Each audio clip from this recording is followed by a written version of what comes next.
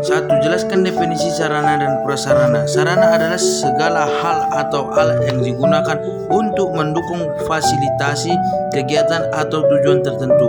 Prasarana di sisi lain merujuk pada infrastruktur fisik atau sistem yang menyediakan dasar untuk kegiatan atau fungsi tertentu. Jadi secara umum sarana adalah alat atau fasilitasi, sedangkan prasarana adalah infrastruktur atau sistem yang mendukung penggunaan sarana tersebut.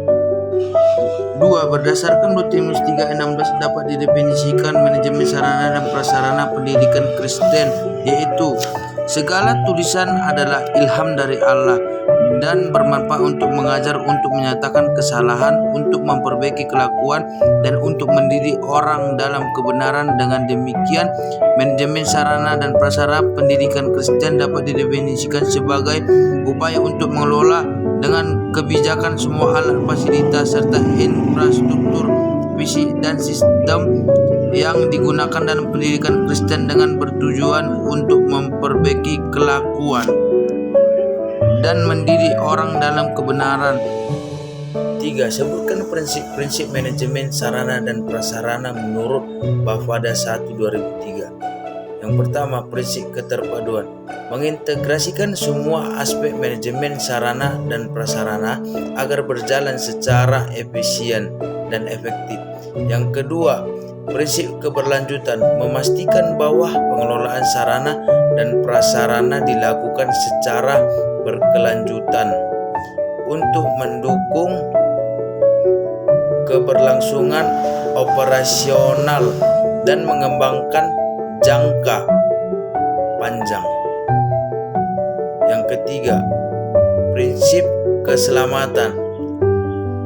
Menempatkan keselamatan sebagai prioritas utama dalam pengelolaan sarana dan prasarana, baik untuk staf maupun pengguna.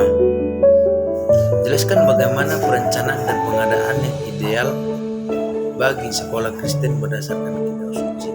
Perencanaan dan pengadaan barang dan jasa di sekolah Kristen idealnya harus didasari oleh prinsip-prinsip Alkitab yang menekankan kebijaksanaan, tanggung jawab, integrasi, dan kepedulian. Ada beberapa poin penting.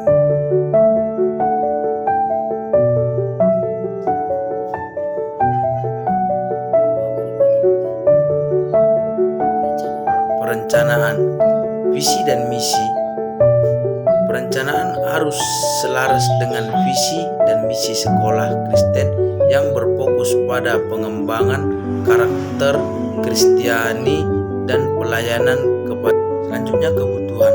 Lakukan analisis kebutuhan secara menyeluruh dan cermat untuk memastikan pengadaan barang dan jasa yang tepat dan efisien. Manfaat inventarisasi menurut pandangan Alkitabiah. Inventarisasi adalah proses pencatatan dan pengelolaan aset yang dimiliki oleh suatu organisasi. Dalam pandangan Alkitab, inventarisasi memiliki beberapa manfaat penting, antara lain: yang pertama, tanggung jawab. Alkitabiah mengajarkan bahwa kita harus menjadi pengurus yang baik atas apa yang Tuhan percayakan kepada kita. Lukas 16 ayat 1-8.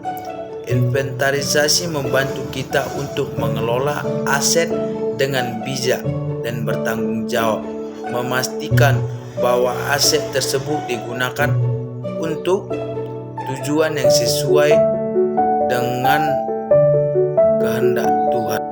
Yang kedua, efisiensi. Dengan mengetahui apa yang dimiliki organisasi, dapat menggunakan asetnya secara lebih efisien, menghindari duplikasi dan pemborosan. Hal ini dapat membantu organisasi untuk mencapai tujuannya dengan lebih efektif. Yang ketiga, transparansi. Inventarisasi membantu untuk menjaga transparansi dalam pengelolaan aset. Hal ini dapat membangun kepercayaan antara organisasi dan para pemangku kepentingannya.